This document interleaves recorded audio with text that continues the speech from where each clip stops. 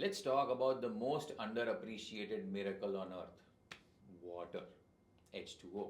You turn a tap, it flows. You flush, it vanishes. Simple magic until it stops working. In 2024, 2.2 billion people still lacked safely managed drinking water. 3.4 billion lacked sanitation, and 1.7 billion had no basic hygiene services at home.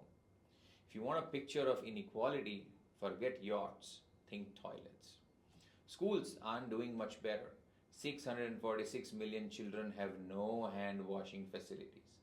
That's half a billion kids told to wash your hands with what, thin air. We call this goal 6, but honestly, it should have been the goal number 1 in SDGs.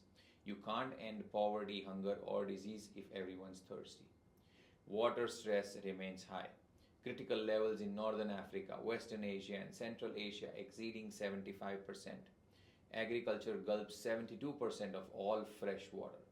The rest of us are basically borrowing what's left from the lettuce.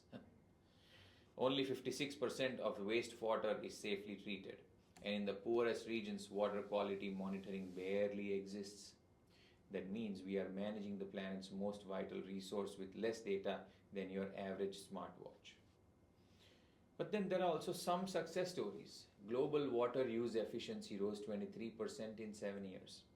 Transboundary river partnerships from Senegal to Paraguay are proving cooperation works.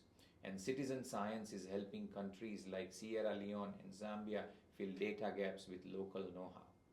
Still, we are nowhere near the place needed.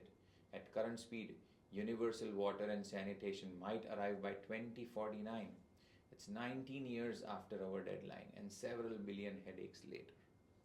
Imagine if we managed our bank accounts the way we manage our water.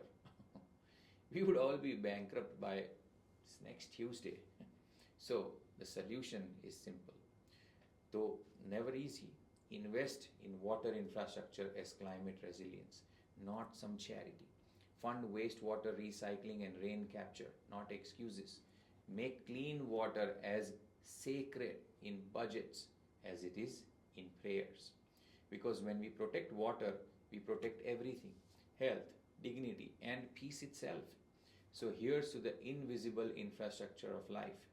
May we treat it at last as priceless, because it already is.